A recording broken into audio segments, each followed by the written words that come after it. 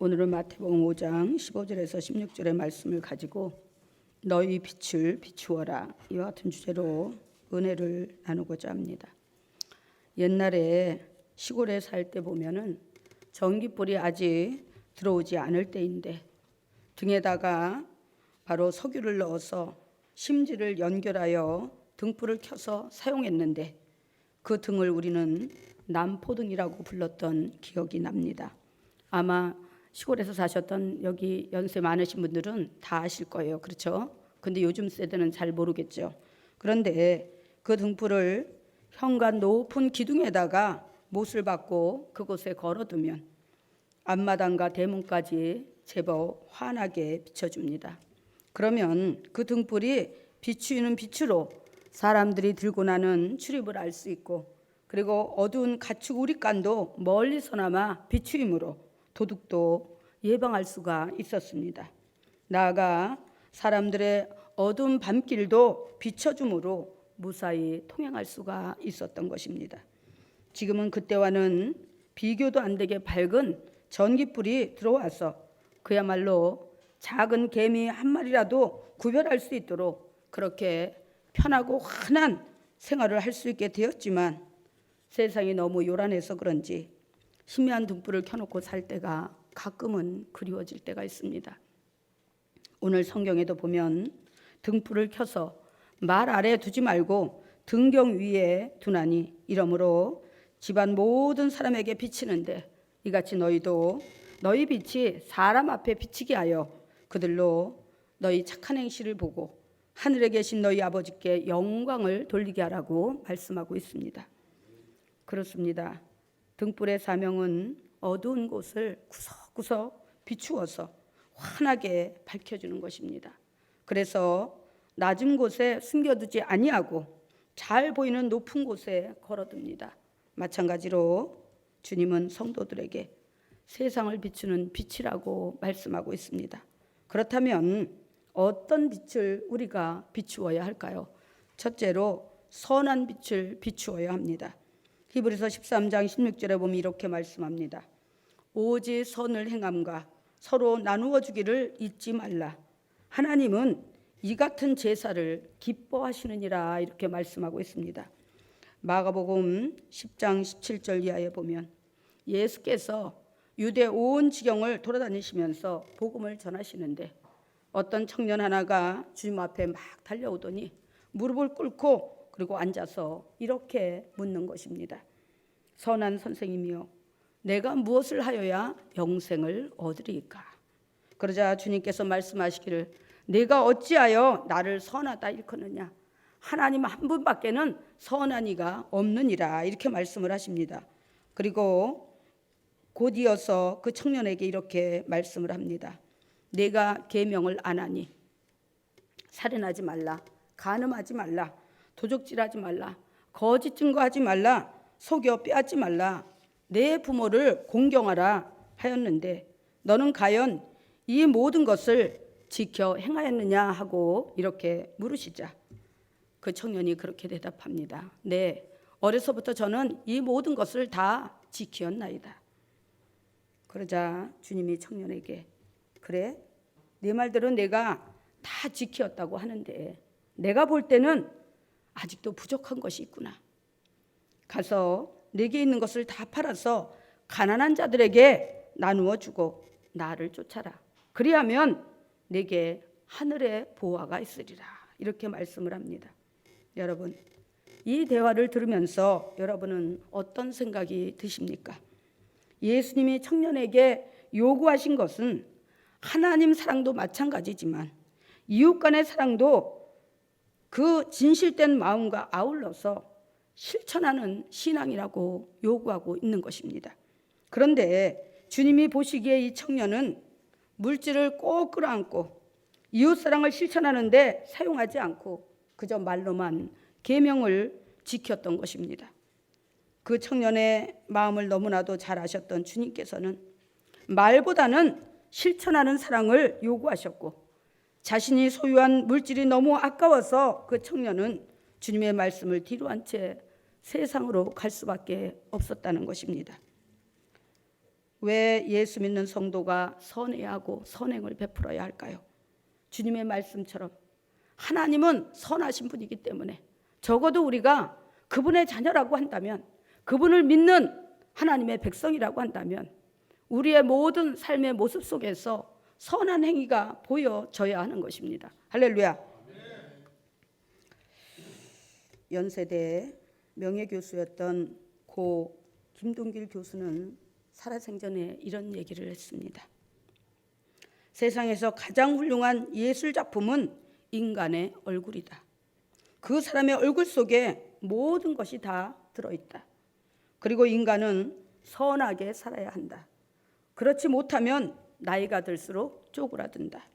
다행히 그 시대는 이겨내도 그 다음 세대가 안 좋다. 그게 세상의 순리라는 것이다. 아둥바둥 움켜쥐고 내 자신과 내 가족의 테두리를 못 벗어나고 살아봐야 3대를 못 간다. 그러므로 선행을 베푸며 살아야 한다. 이것이 신앙이요 크리스찬의 올바른 인생 철학이다. 그리고 내가 지금까지 받은 최고의 선물은, 가장 값진 선물은 내가 바로 기독교인이라는 사실이다. 그는 이런 얘기를 했습니다. 그렇게 올곧게 사시다가 2022년 지난해 10월에 호흡기 질환으로 94세를 일기로 소천을 하셨습니다. 한평생을 독신으로 사셨지만 결코 부끄럽거나 불행한 삶이 아니었고, 크리스찬으로 선행을 인생의 철학으로 삼고 살았던 참으로 세상을 향해 온전하고 밝은 빛을 비추었던 분이십니다. 그리고 그가 말했던 세상에서 가장 훌륭한 예술작품은 인간의 얼굴이라며 자신의 얼굴에 모든 것이 들어있다는 말을 다시 한번, 그 말을 통해서 우리는, 또 여러분은 자기의 신앙의 모습을 돌아봐야 할 것입니다. 아직도 그가 생전에 불의를 행하는 사람들을 향해 엄숙하게 일침을 가했던 이게 뭡니까? 라는 그런 한마디가 아직도 귀에 들리는 듯합니다. 우리는 과연 하나님의 자녀로서의 아름다운 형상을 우리의 얼굴 모습에서 드러내어 세상 사람들에게 보여줄 수 있는지, 아니면 보여주고 있는지 다시 한번 우리 자신을 돌아봐야 합니다. 그렇습니다. 선하시고 사랑이 많으신 하나님께서는 죽어가는 영혼, 가난한 영혼, 병들고 소외된 영혼을 살리시고 치료하시고 먹이시고 위로하시는데, 바로 이 일을 하나님의 자녀들의 마음과 손길을 도구요 통로 삼아서 하나님의 선행의 도구로 사용하고 계시다는 사실을 우리는 알아야 합니다. 사랑하는 성도 여러분, 여러분이 진정 주님의 자녀라면 이와 같은 선한 일에 기꺼이 여러분의 마음과 손길을 하나님께 내어드리시기를 주님의 이름으로 축원합니다. 그 다음에 두 번째는 기도로 밝은 빛을 비추어야 합니다. 느헤미야 1장 9절에 보면 이렇게 말씀합니다.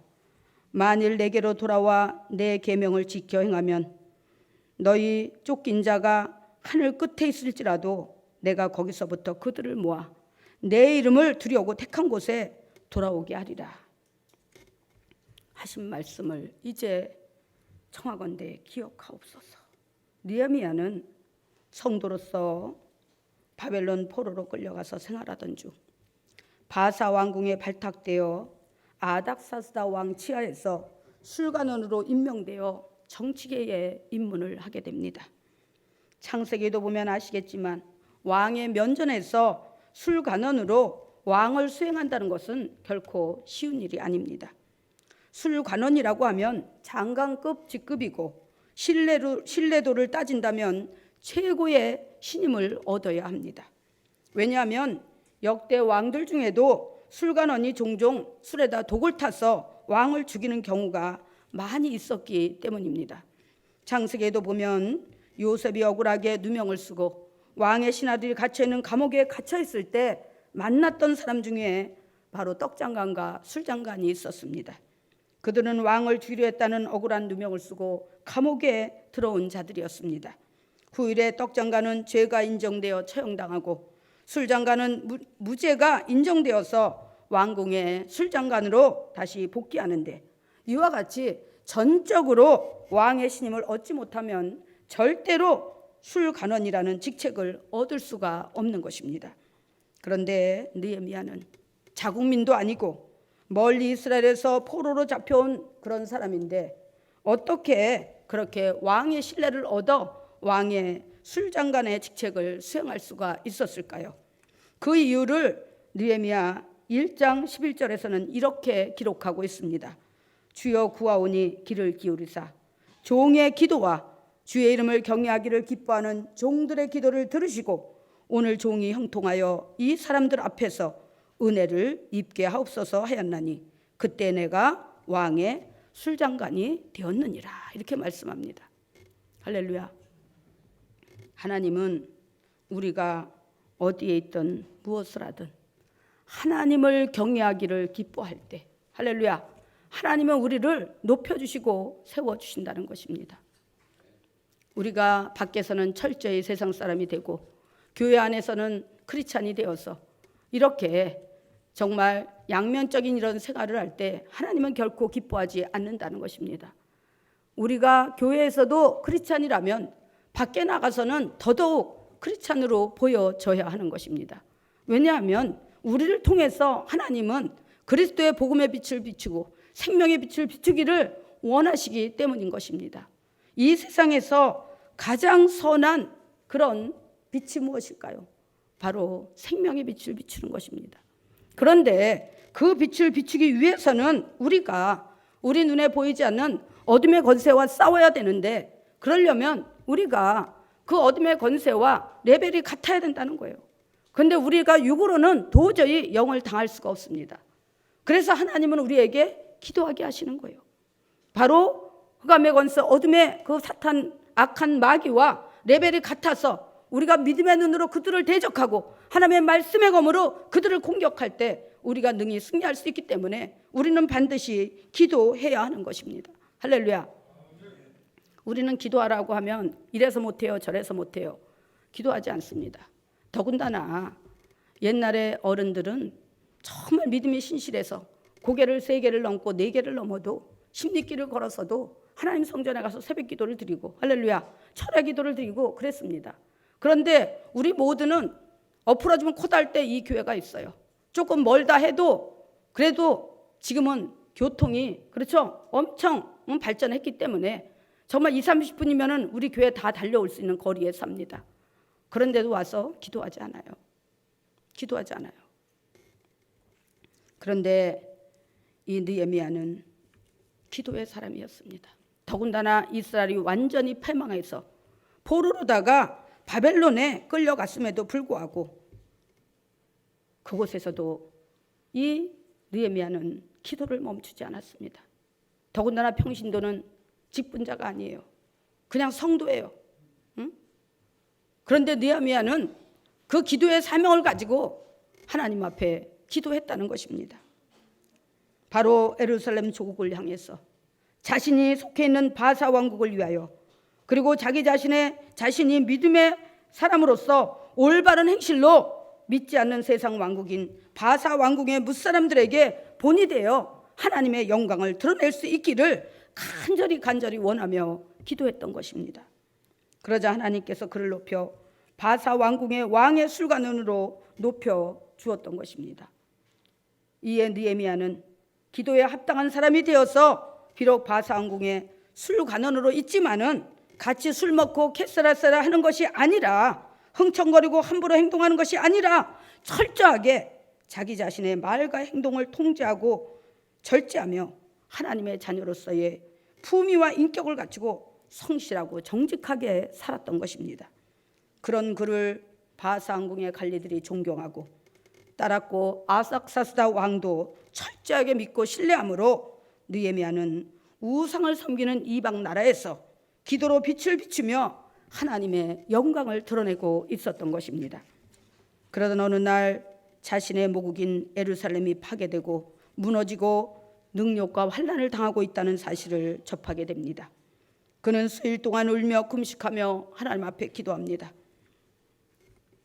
그가 비록 바사 왕궁에 바벨론 포로 때 끌려와서 나중에 이제 바벨론이 바사로다가 나라 이름을 바꾸게 되는데, 바로 그곳에 포로로 끌려왔지만 하나님을 사랑하고 하나님을 믿고 하나님 목전의식을 가지고 신앙생활하는 그의 정체성은 조금도 변하거나 흔들리지 않았던 것입니다.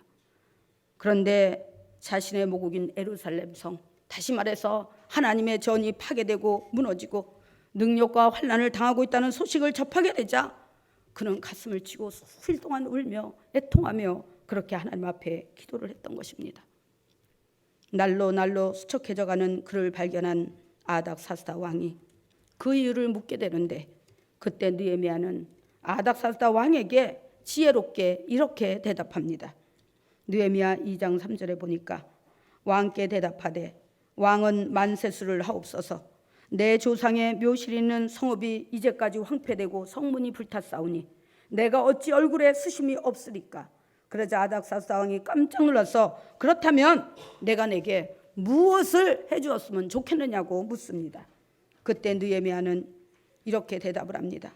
내가 왕의 목전에 은혜를 얻었사오면 나로 유다 땅에 보내주셔서 나의 조상들이 있는 묘실 성읍에 보내어 그 성을 건축하게 하옵소서라고 요구합니다.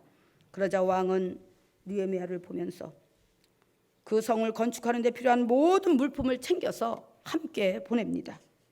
사실 느헤미야가 건축하려고 하는 성은 바로 하나님의 성전인 예루살렘 성전이었던 것입니다.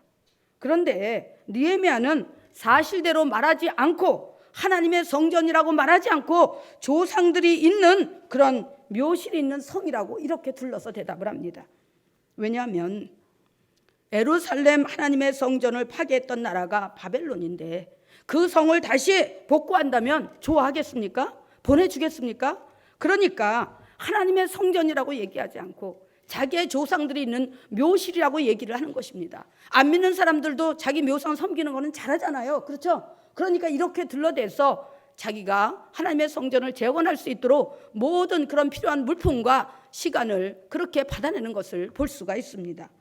하나님을 중보하는 자에게 하나님은 지혜도 부어주셔서 위기와 환난의 날에 지혜롭게 대처할 수 있도록 인도하시고 더불어 세상의 빛을 비추는 자로 세워주시는 것입니다. 할렐루야. 세 번째로 우리는 세상에 나가 생명의 빛을 비추어야 합니다. 요한복음 1장 9절에 보니까 이렇게 말씀합니다. 참빛 곧 세상에 와서 각 사람에게 비추는 빛이 있었나니 바로 우리가 이 세상에 그리스도인으로 살면서 비추어야 하는 많은 빛이 있으되 무엇보다도 더 환하게 더 집중적으로 비춰야 되는 빛은 바로 생명의 빛입니다. 물론 선행으로 아름다운 빛을 비추어야 하고 기도로 정말 죄로 썩어지고 부패된 그런 곳에 바로 깨끗하게 정화되고 온전히 세워질 수 있도록 회복될 수 있도록 그런 역사가 일어날 수 있도록 우리가 기도로 빛을 비추어야 합니다. 그런데 세상의 어둠이라고 한다면 그 어둠을 밝게 비출 수 있는 것은 바로 생명의 참 빛인 것입니다. 2000년 전 예수 그리스도께서 이 땅에 오셔서 어두운 세상을 향해 생명의 빛을 비추셨습니다. 그 빛을 받으며 깨달아 예수 그리스도를 구주로 영접한 자에게는 바로 하나님의 자녀가 되는 권세를 주셨다고 말씀하고 있습니다. 그래서 요한복음 1장 12절에서는 그렇게 말씀합니다. 영접하는 자, 곧 그 이름을 믿는 자녀들에게는 하나님의 자녀가 되는 권세를 주셨으니 이는 혈통으로나 육정으로나 사람의 뜻으로 나지 아니하고 오직 하나님께로서 난 자들이니라. 할렐루야. 또한 그들이 세상에 나아가 어둠을 향해 빛을 발할 때 어둠이 물러가고 죄가 떠나가고 질병이 떠나가고 문제가 해결되는 역사가 일어나게 하셨습니다. 그래서 마가복음에 보면 16장에 보면 그렇게 말씀합니다. 믿는 자들에게는 이런 표적이 따르리니 저희가 내 이름으로 귀신을 쫓아내며 새 방언을 말하며 뱀을 집으며 무슨 독을 마실지라도 해를 받지 아니하고 병든 자에게 손을 얹은즉 나으리라. 할렐루야.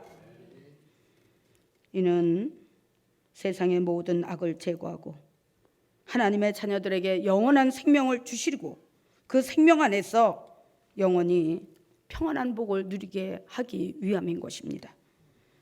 예수 그리스도께서 저 십자가에 달리사 죄인을 향해, 사망을 향해, 저주를 향해 십자가를 지시고 생명의 참빛을 비추심으로 사망 권세가 물러가고 죄악이 물러가고, 아멘입니까? 응? 저주가 물러가고 이제 우리 모두는 새 생명을 얻게 된 것입니다. 이제 예수 그리스도를 믿고 예수 그리스도 안에서 새 생명을 얻은 우리는 세상에 나가 빛을 발해야 합니다. 아직도 하나님을 믿지 않고 사망 권세에 묶여 사는 어둠의 자식들에게 새 생명의 좋은 소식, 복음을 전파해야 합니다. 우리가 잘 아는 사사기에 나오는 삼손은 그 이름의 뜻이 작은 태양입니다. 빛을 비추며 살라고 세상을 향해 생명의 빛을 비추고 선한 빛을 비추라고 그의 부모가 지어준 이름입니다.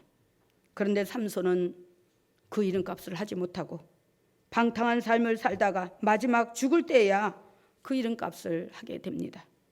마찬가지로 하나님께서 우리들에게 성도라는 이름을 주셨는데 성도를 세상 사람들은 그렇게 이야기합니다. 저 사람들은 그리스도인이야. 저 사람들은 예수쟁이야. 적어도 우리가 그리스도인이요 예수쟁이라면 정말 반짝반짝 빛나는 믿음의 행위들을 통해서 세상을 비출 수 있어야 합니다. 예수쟁이가 뭐예요? 꾼이라는 얘기입니다. 다시 말해서 장인 정신을 가진 사람들을 갖다가 쟁이라고 하고 꾼이라고 합니다. 옛말로. 그렇다면 우리가 과연 믿음의 장인들일까요? 우리의 삶의 모습에서 올바른 믿음의 모습이 보여지고 있을까요? 할렐루야. 바로 그 이름 속에는 하늘 권세와 능력이 들어있고 또한 세상에 나가서 생명의 참빛을 비추어야 되는 의무와 책임도 부여되어 있습니다.